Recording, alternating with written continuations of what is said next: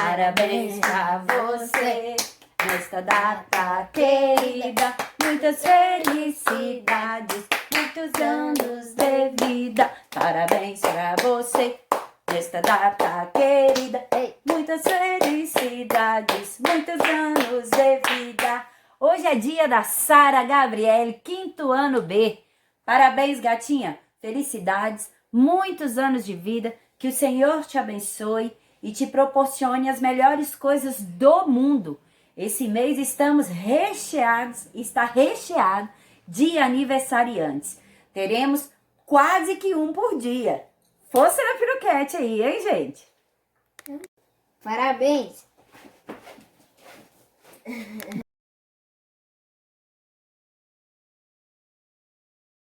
E hoje, 5 de abril, terça-feira, é a nossa 7ª aula de geografia e teremos atividades das páginas 74 a 79, 162 a 164, para finalizarmos a nossa unidade 3.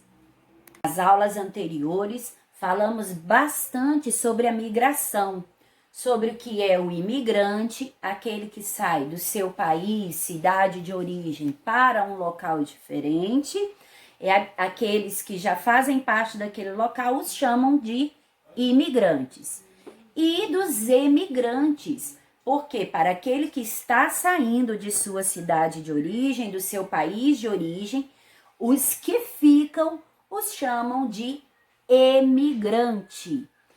A migração no Brasil tem grande contribuição na questão cultural, trocas na forma de cultivo, no linguajar, de comidas típicas. Nós aprendemos e nós ensinamos. Então existe uma troca, uma diversidade imensa, onde acrescenta o conhecimento de ambos os povos. Dando continuidade, já peguem o livrinho de vocês para darmos início à página 74, cujo título Emigrantes Brasileiros. Muitos brasileiros também resolvem emigrar para outros países em busca de melhores condições de vida. Um grande fator, né? Às vezes o desemprego, a oportunidade que aparece melhor também em outros locais, salários melhores, questão da educação, da saúde, a infraestrutura em si, faz com que famílias se desloquem para outros lugares, outros países, outras cidades, a depender daquilo que elas querem ofertar para a sua família. Em 2015, estima-se que cerca de 3 milhões de brasileiros viviam no exterior. Muitas pessoas fora do país. Entre os destinos mais procurados pelos brasileiros estão os Estados Unidos, Paraguai, Japão, o Reino Unido, Portugal e Espanha. Estados Unidos aí lidera o ranking realmente, onde muitos brasileiros, né, em busca dessas melhorias nas condições de vida, vão para lá. Ou pretendem, né? Pelo menos tentar chegar lá.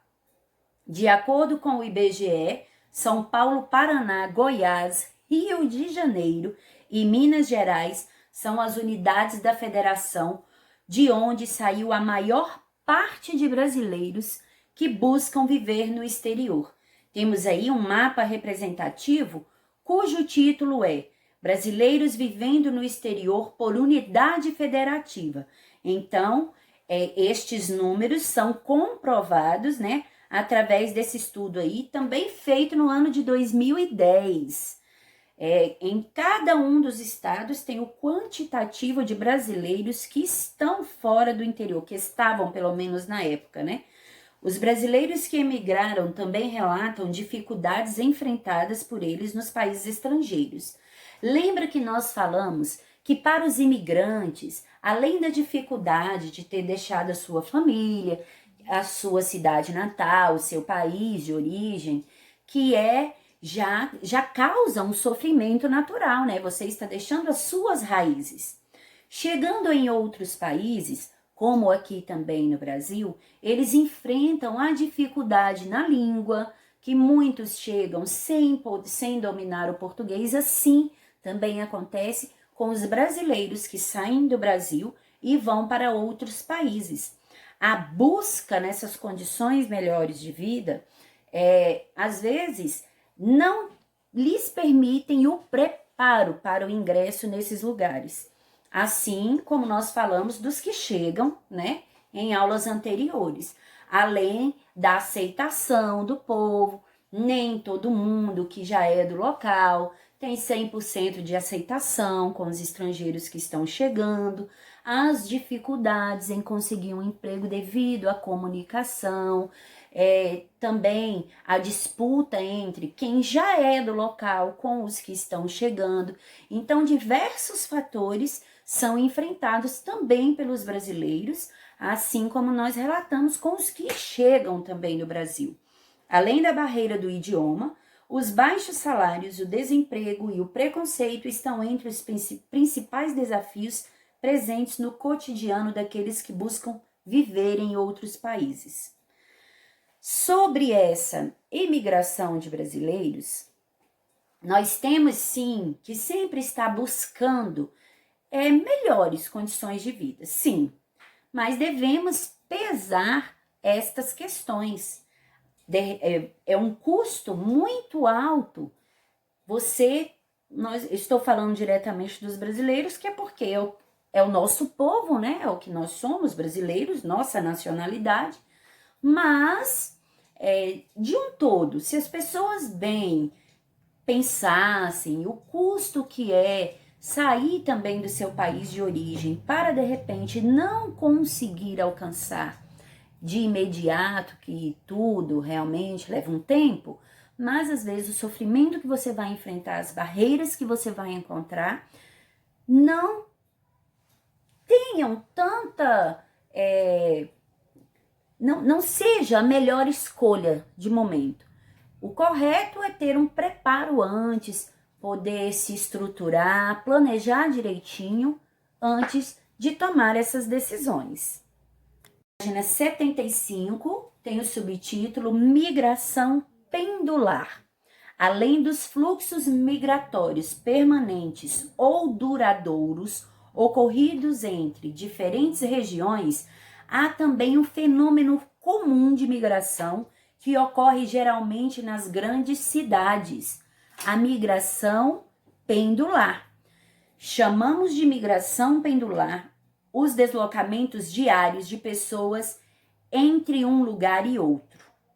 Esse deslocamento diário é realizado por pessoas que precisam ir e vir de diferentes cidades para trabalhar, estudar e executar as demais atividades do cotidiano. Um exemplo que a tia vai dar.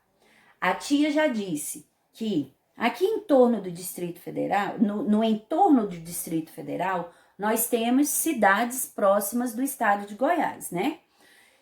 Muitas pessoas dessas cidades, mesmo morando, temos aí Planaltina de Goiás, Formosa, Lusiânia, Valparaíso, Águas Lindas de Goiás, existem outras também aí próximas. Eles saem diariamente de suas cidades para virem trabalhar aqui no Distrito Federal. Isso nós chamamos de migração pendular. Aqueles que saem de suas cidades diariamente para cidades maiores em busca de trabalho, de estudo, até na questão da saúde. Muitas pessoas fazem tratamentos diários aqui no Distrito Federal. Então já gravem aí. Quando ouvirem falar de migração pendular, é aquela migração que ocorre diária entre povos de cidades, né? Assim, eles saem das suas cidades para trabalhar em cidades maiores, estudar, para tratamento de saúde. A população que migra diariamente costuma viver em municípios vizinhos às grandes cidades. Os exemplos que a tia deu aí próximo ao Distrito Federal. Pois o custo de moradia é menor, Em geral, o deslocamento dessas pessoas é feito por meio de transporte público, como trens, aqui não é o nosso caso, né? Ônibus e metrô. Veja o exemplo a seguir. Temos aí um mapa demonstrativo, migração pendular entre a cidade de São Paulo e os municípios do entorno no estado de São Paulo. E a pergunta no final da página já traz, a pergunta já teve a resposta na explicação que a tia deu, né? Você vive em um local em que há migração pendular? Discuta com seus colegas e professor como ocorre esse tipo de deslocamento. Então, nós recebemos bastante as pessoas do entorno aqui no Distrito Federal, né? Muitos trabalham por aqui, estudam por aqui. Página 76, conheça a arquiteta. Lina Bobardi. Lina Bobardi. A cidade de São Paulo recebeu muitos imigrantes.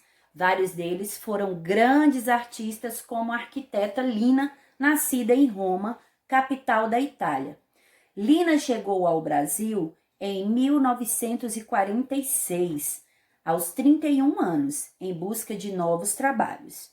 No ano seguinte, a arquiteta foi convidada a projetar as instalações do edifício que serviu para abrigar o Museu de Arte de São Paulo, o MASP. Temos a imagem dela aí, bem jovem ainda, e o museu a qual ela arquitetou, o Museu de Arte de São Paulo, MASP. Esse museu se localiza na Avenida Paulista, região central da cidade de São Paulo. Mais tarde, Lina passou a viajar para outras regiões do Brasil e se encantou pela cultura popular da região Nordeste. Em Salvador, foi convidada a administrar o Museu de Arte Moderna da Bahia e a restaurar edifícios considerados patrimônios históricos da cidade. De volta a São Paulo, onde viveu até o fim da vida, Lina transformou uma antiga fábrica em um dos principais centros de lazer e cultura da cidade, o Sesc Pompeia. Você já teve a oportunidade de visitar alguma obra dessa artista? Se não, eu os convido a fazerem uma pesquisa, né, uma coisa leve, para vocês conhecerem como essa imigrante vinda de Roma trouxe tanto conhecimento cultural e ajudou tanto aí na arquitetura do nosso país. Partindo para as atividades, para nós finalizarmos aí a nossa unidade, mãos à obra. Número 1, encontre no caça-palavras as respostas para as perguntas a seguir. Letra A, como é chamado quem chega a um novo local para viver? B, como é chamada a pessoa que deixa o seu país para viver em outro? C, como é chamada a pessoa que se desloca de um lugar a outro? D, como se chama o fenômeno que ocorre quando há grandes deslocamentos de pessoas entre diferentes territórios? E, como se chama o deslocamento diário de pessoas de um lugar para o outro por diversos fatores? Algumas dessas respostas estão aí facinhas na ponta da língua, outras já foram vistas aí nas aulas anteriores, né, desde o dia 14. Vocês podem ir lá retomar o conteúdo, os textos, para estarem recordando, se necessário for. Página 78, número 2, assinale a alternativa que completa corretamente a frase. Os fluxos migratórios estrangeiros dos séculos 19 e 20. Também algo lá do texto. Letra A. Não contribuíram para o aumento da população do Brasil. Letra B. Também foram responsáveis pelo aumento populacional no país. Ou letra C. Não contribuíram para a diversidade cultural do Brasil. Até falamos sobre isso hoje de novo. Leia a notícia a seguir. Agora eu precisei vir com o livro mais perto, né? A letra tá clarinha. Leia a notícia e em seguida responda a questão. Em Manaus, jogo de futebol defende solidariedade para refugiados e migrantes venezuelanos. Lembra que a tia falou deles? Em Manaus, esse era o título da notícia. Em Manaus, a agência da ONU para refugiados se uniu a times de futebol para promover a solidariedade com os venezuelanos que vivem atualmente na capital amazonense. O organismo internacional apoiou a realização de um amistoso entre o Lendas do Flamengo, time de veteranos da equipe carioca, e o Amigos de Iranduba, uma tradicional equipe manauara. Partida animou o público do estádio Arena do Amazonas, um dos maiores, se não o maior estádio do estado do Amazonas. Realizado em 30 de abril, o jogo também teve a participação de 5 adolescentes e 5 crianças venezuelanos que puderam entrar em campo ao lado dos atletas. Foi um dia inesquecível, disse Keila, de 18 anos, que chegou ao gramado carregando a bandeira da Venezuela. É muito emocionante ver que somos bem recebidos aqui no Brasil. A partida de futebol foi uma oportunidade de acolher e prestar solidariedade à população refugiada da Venezuela que vive hoje no Brasil. Em sua opinião, qual é a importância de se promover esse tipo de iniciativa? Quero muito que vocês vão lá nos comentários, né, deste vídeo e façam referência dessa página e coloquem a opinião de vocês. Nós falamos sobre isso também nas aulas anteriores. E quero aproveitar para agradecer e parabenizar vocês pela participação. Vocês estão arrasando. Eu estou amando a participação de vocês, a ajuda que vocês estão dando um para os outros e acrescentando lá o conhecimento, enriquecendo as nossas aulas. Muito bem. Página 79, exercício número 3. Indique uma razão que faz as pessoas migrarem. Número 4. Sobre os imigrantes estrangeiros que vieram para o Brasil durante os séculos 19 e 20, responda. Letra A. Quais regiões do Brasil receberam a maior parte dos imigrantes? B. Que tipo de atividades a maior parte dos imigrantes exerceu nas áreas rurais? C. Que tipo de atividades a maior parte dos imigrantes exerceu nas áreas urbanas? Falamos sobre essa migração aí também. Imigração, né? 5. Pesquise e indique exemplos de comidas ou manifestações culturais que sejam comuns no Brasil e que foram trazidas pelos imigrantes estrangeiros. Vocês podem buscar no próprio conteúdo da unidade. Tivemos aí grandes exemplos, vários exemplos, sobre essas manifestações culturais e também sobre as comidas que eles trazem para nós. Agora, já caminhando lá para as atividades complementares, página 162, número 1. Complete o texto com as palavras do quadro a seguir. São Paulo, emprego, Rio de Janeiro, indústrias, econômicos e Nordeste. Acessem o vídeo parte 2.